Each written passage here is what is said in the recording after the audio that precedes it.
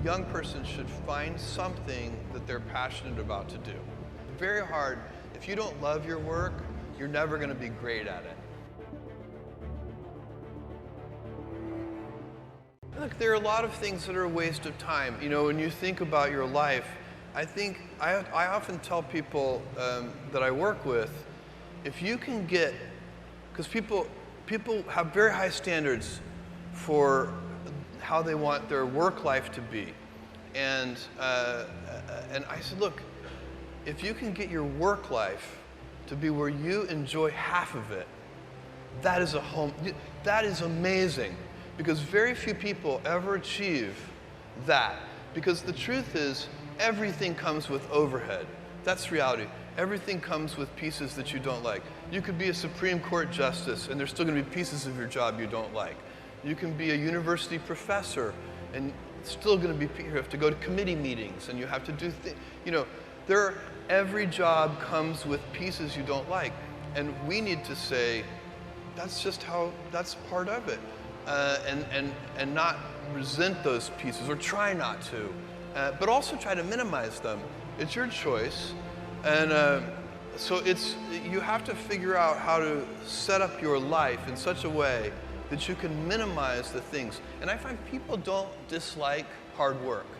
What people dislike is being out of control. Like, they can't control their life. They can't control their environment. This happens to me when I get overscheduled. I hate being overscheduled. I want some time to be able to think and free myself. We all have the same amount of time in the world. Nobody has more time than anybody else. And when you become a very successful person, one of the things, you start to get overscheduled. You have to guard your time and try to stay a little bit flexible.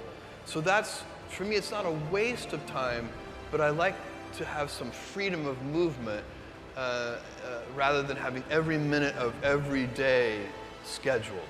So a young person starting their career, I think there are probably a lot of things. Some of them are very well known and people have heard them many times. They're still true. One of those is you should always focus on, a young person should find something that they're passionate about to do.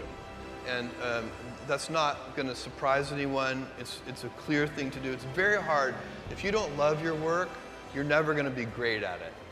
I think the other thing I would suggest to any young person, even before they start their career, is to really think about their choices. Because I find young people, and when I was young, I made this mistake too.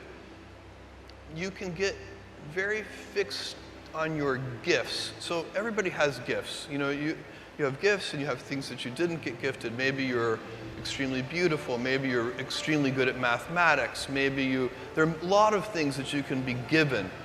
But those things can confuse you because they're not the things that construct your life. It's your choices that construct your life, not your gifts. You can celebrate your gifts. Be proud of them. Be happy of them. Actually, don't be proud of them.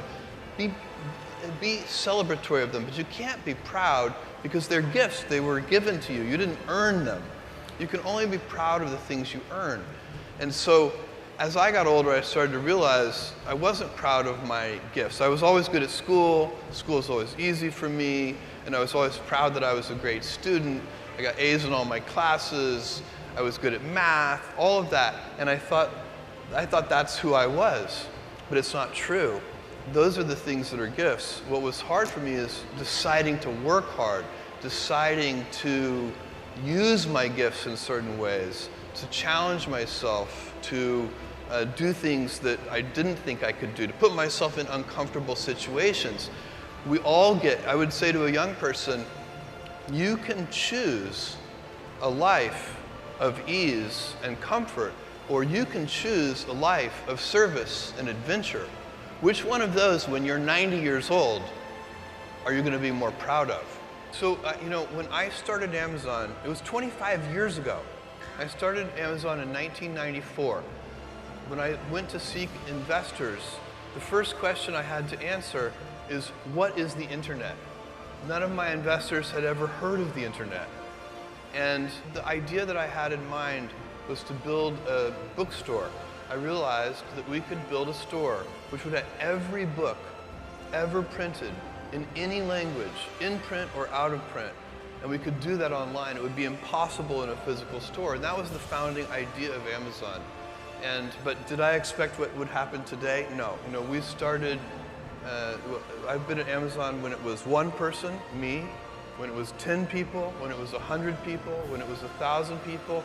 And today, when it's more than 700,000 people, it's one of the things that I know people who have, they don't have great family situations, and sometimes they break that cycle, and they are the ones who pull out of it. Those people are the ones I reserve my highest admiration for.